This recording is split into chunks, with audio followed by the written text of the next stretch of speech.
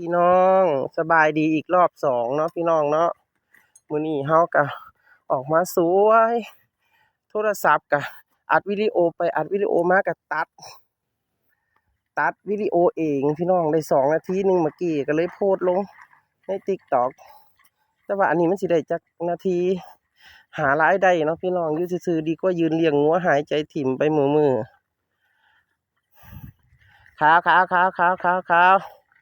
มึงเด้อมึงอยากอยู่คนเดียวกูเอาเสียกมาลามมึงเด้อแบแบขาวซุ้มนี่มันย่างพี่น้องเอ้ยไอ้ซุ้มติกินหญ้าดีก็กินแต่ซุ้มย่างนี่ติพี่น้องเอ้ยขาวเฮ้ยมันเห็นมาอยู่ใกล้เขาเนี่ยขาวมึงประมาณเวลานั้นมันลอยกินเขาเนี่ยไปไล่ก่อนพี่น้องนี่ก็กินเขาเก่งที่กันได้นี่แกมเขาเผือว่าได้บัดเดียวเธอได้กำเฮ้ยมึนเธอได้เนี่ยเมืองตัวผูอีกซ้ำเด้อนั่นน่ะพี่น้องมันบ่ลงน้ำมูเด้นี่ถือแวไปขาวมาพาลูกมาลามาเร็วอย่าให้แม่ได้เมื่อยน้ำเมื่อยหลายแล้วมื้อนี้มาพี่น้องฟ้าแดดมื้อนี้ก็เป็นใจหลายมื้อเลยอยากให้เป็นที่เสียไม่ต้องแดดดอกฮ้อนไป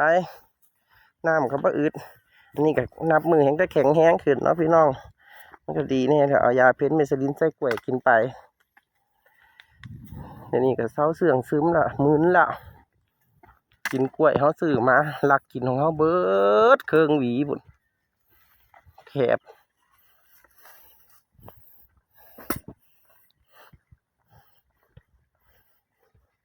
เลี้ยงวัวเหมือนเดิมพี่น้องอาชีพนี้คืออาชีพใจรักเท่านั้นเขาเฮ็ดได้ธนาคารเดินได้พี่น้องเอ้ยทรัพย์สมบัติก็ยังบ่มีอย่างน้ำเขาดอกมีแต่งัวนี่แหละเมื่อท่านได้ขายจักโต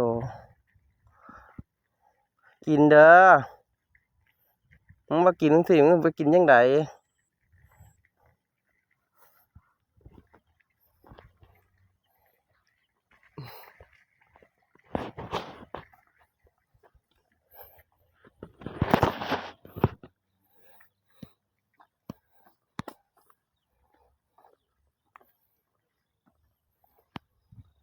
มันก็ยาง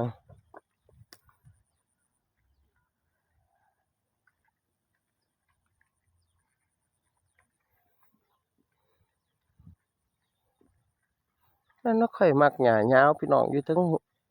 ดงมันคือบ่ขึ้นไปบุดอ่ะอย่าไม่ทำเราวะเป็นยังไงเนาะพี่น้องทางลาวพี่น้องทางซ้ายข้าวน้ำสามปลาดีบ่เนาะประเทศเยอรมันประเทศอิตาลีประเทศอเมริกาผู้เพิ่นบ่อึดบ่อยากส่งโทรศัพท์มาให้แน่เด้อ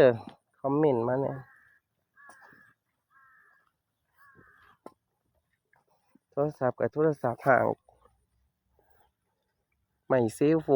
ฟี่ไม่ทิฟฟี่ก็บ่มีน้ำเขาถ่ายแต่กล้องหลังกล้องหน้ากับมีกับบ่แจ้ง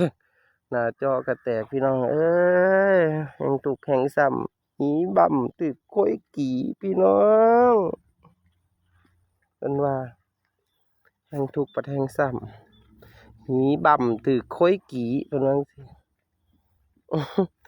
อันผู้ใดบ่เคยหีบ่ ผู้ใดบ่เคยหีบ่ำนะผู้ใดบ่เคยเห็นหีบ่ำผู้ขาสิท้ายให้เบิ่งหีงัวแม่หนึ่งเนาะค่ะเนาะเว้าตรงๆผู้ขาว่ามันแม่หญิงดอกเป็นสาวสองมันบ่ำนะค่ะพี่น้องมันบ่ใหญ่มันคือหี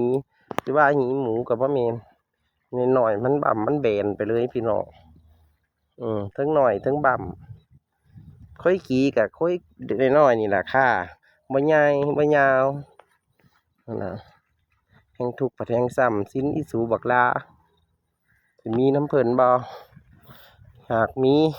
ที่จักไรหนึ่งหรือ3 งาน 4 งานแล้วก็เฮ็ดเฮียนซ้ำกุฏิพระนี่แหมหลังน้อยๆแม่พี่น้องยกสูงแล้วก็เฮ็ดบ้านเป็นคอกงัวไปเลย เอางัวเขาคอกก็คือล็อกประตูบ้านก็คือเป็นคอกงัวไปเลยจ้ะพี่น้อง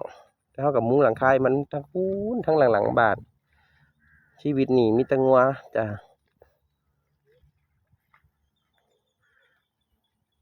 ถามว่ามีผู้บ่าวบ่ก็มักคือกันจ้ะแต่ว่ามันหังหาบ่ได้ นั่นเจ้าของมันตุ้ยเนาะมันตุ้ยมันผีมันบ่หุ่นดี มันบ่โก้มันบ่เท่มันบ่รวยคือเขาพี่น้องมันก็กินจังซี่เด้พี่น้องมันกินหญ้าในน้ำมันได้อิ่มเร็วหิวน้ำมันก็ดูดกินน้ำเลย มันบ่ขึ้นไปทางเทิงนี่ว่าพี่น้องบ่ไปป่าวิกหรือป่ายูคาของคนไทยหั่นล่ะพี่น้อง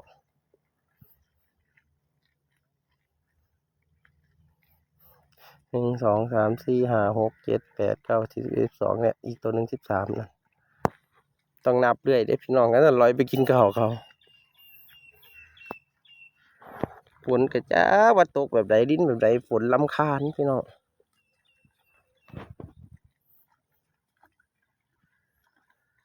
อีดำมามึงน่ะมึงเห็นเขาหันหน้าไปทางไหนอีเนี่ยมันสำคัญแต่ได้พี่น้องพาเขายางเขาบ่ไปกะพาเขาเปย์ด้วยเนี่ยมึงเห็นเขาไปว่าพุ่นน่ะมันกินดีพี่น้องแล้วเบิ้งมื้อนี้มันเป็นหยังบุ่นน่ะเบิ้งต้นนั้นนี่อยู่กับน้ำเบิ้งต้นไข่เขียดหญ้าไว้แน่บ่เคยลามเลยพี่น้องมีแต่ปล่อยลามนี่ยืนเบิ้งเฮานอกจากว่าจำเป็นแต่แค่ค่อยลามมันกินน่ะพี่น้องไปกูสิหารายได้กูถ่ายคลิปอยู่เนี่ยเห็นบ่ถ่ายคลิปหารายได้มาซื้อเฟียงให้สูกินเห็นบ่สิได้น้ำเขาบ่ปีหนึ่งจะจักบาทเบิ่งถึงร้องถึงล้ำหมู่นี่ล่ะขาวเอ้ยมึงเห็นหมู่ไปบ่น่ะมึงเห็นหมู่ไปบ่พุ่นน่ะเข้าไปแล้วพุ่นน่ะมึงเห็นบ่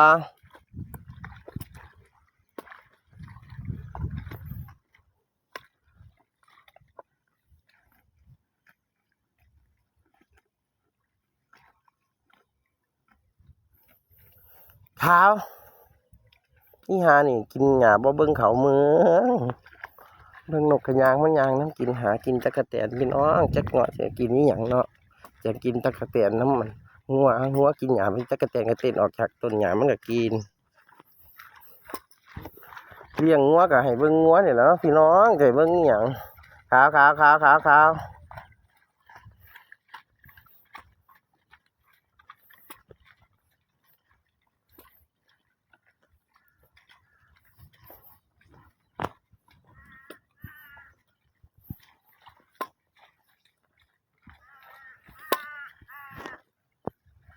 พี่กาก็หลายพี่น้องเอาห่อเขาหอยไว้ก็บ่ยาก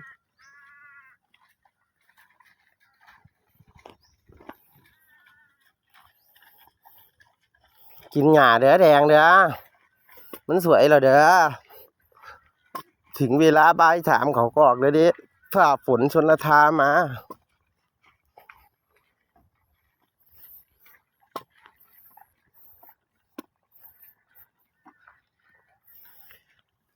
ขอบใจ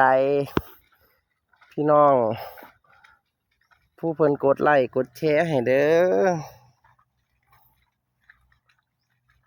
มือหน่อย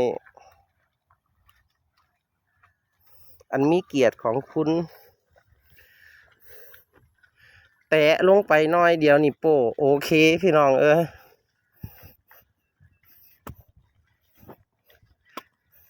ดีกว่าหายใจถิ่มทำบุญทำทานพี่น้องด้วยกดไลค์นะบักดื้อน้อยมึงเด้อไม่มึงแลนนะ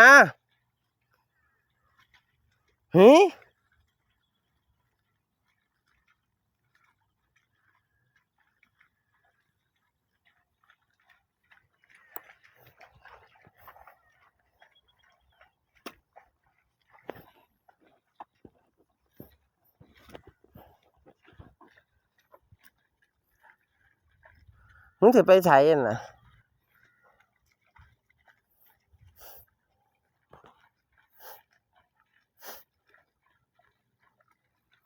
ฝนกะลิ้นจังหลายเวลากูสิอัดอันวิดีโอได้โดนพี่น้อง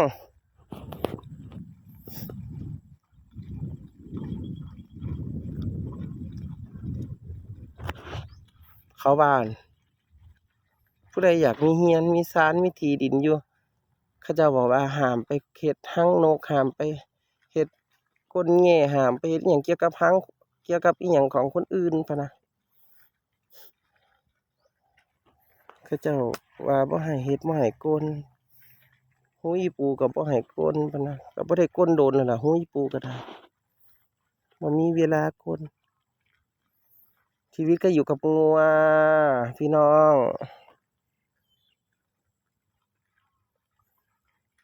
ผู้ใดเลี้ยงงัวได้นี่ถือว่าเก่งเติบ1ความอดทนต่อคำเว้าของคน2ยิ่งอาศัยเขาอยู่นำพี่น้องเอ้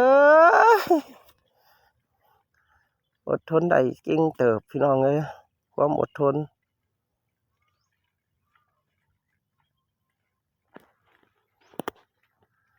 มึงย่างเด้อมึงอย่าซูซีกินมีแต่ซูซีย่าง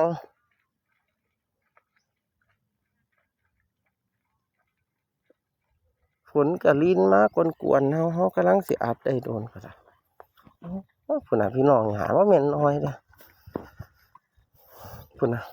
หาพี่น้องมันหังบ่อนอันนี้อันนั้นให้เฮา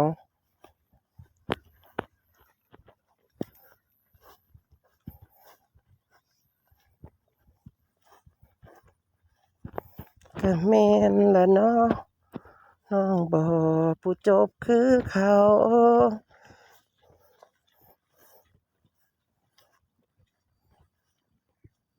เสื้อผ้ากะโตเก่าก็เอาเกี่ยวหญ้าเลี้ยงงัวอยู่ทองสาวขาวมวยรวยคือปานปอกกล้วยอ้ายจังได้ลงลืมสาวเลี้ยงงัวอยู่ทงคนฮักอายละบ่เนี่ยมึงย่างเด้อบุญเด้อนั่นพี่น้องมึงย่างมึงสิย่างไปไหนเอามึงสิย่างไปไหนทั้งนั้นเขาเด้อก้อมมึงเด้อก้อมมึงถือคอนกูเด้อหญ้าบ่อึดบ่อยากหญ้าท่วมปากมันโพดหญ้ามันต้องไปหม่องอึดหญ้าเช่นเขื่อนลำปาวจังซี่พี่น้องเฮียนเป็นสนามฟุตบอลให้มันแห่น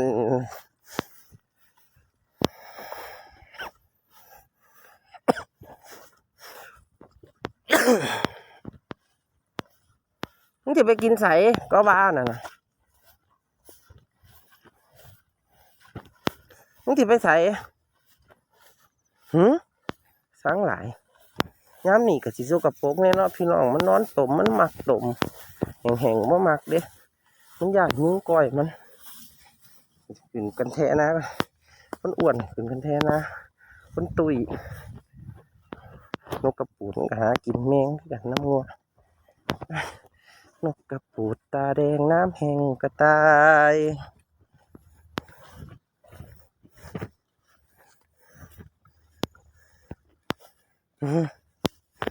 ย่างอ่ะสันฝุ่น2 ซุ้ม1ร้อยกินเขาเป็นอัน1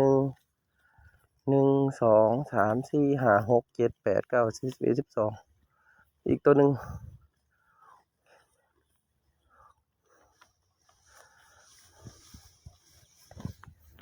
เงินใหญ่อ่ะหูก็ไปหูคือไปอยู่ในเขาแล้วกันมึนได้นะลิ้นมาคักล่ะลิ้นมามันสิกินบ่หญ้ามึงคือยางแท้เด้อตอบกูมาเนี่ยแต่กูก็ยางยากอยู่ถ้ากูยางหลายสูดีกันล่ะออกกำลังกายมีแต่ยืนมีแต่นางหลายบ่ได้ยางกินข้าวอิ่มมากพี่น้องน่าสิพ่อเฮ็ดปวกจักหมูนะครับมันบ่พอดอกมันคุมปวดมันต้องอยู่ทั้งโดง ดงมันก็บ่ขึ้นสิขึ้นบ่นอมื้อนี้เนาะมื้อนี้สิขึ้นดงบ่นอ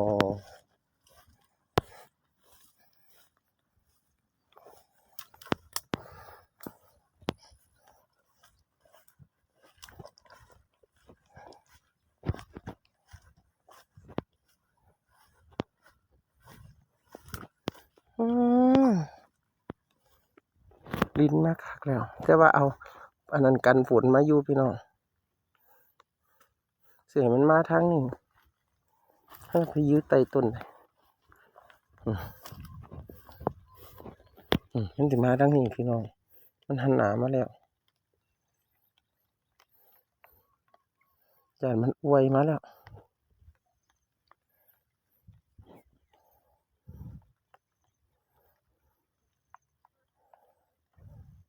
ฝนตกก็กินคือเก่าแล้วเนาะพี่น้องเพราะว่า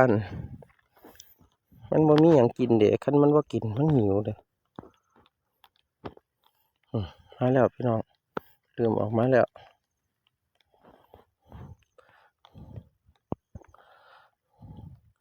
นิ้วสี่น้อยๆอันทรงเกียรติของพระเดชพระคุณทานทั้งหลาย ที่มาติดตามข้าน้อย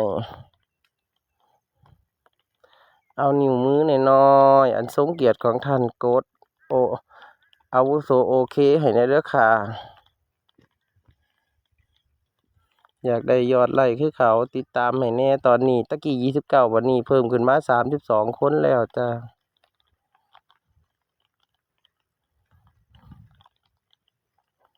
มาแล้วฝนตกโอ้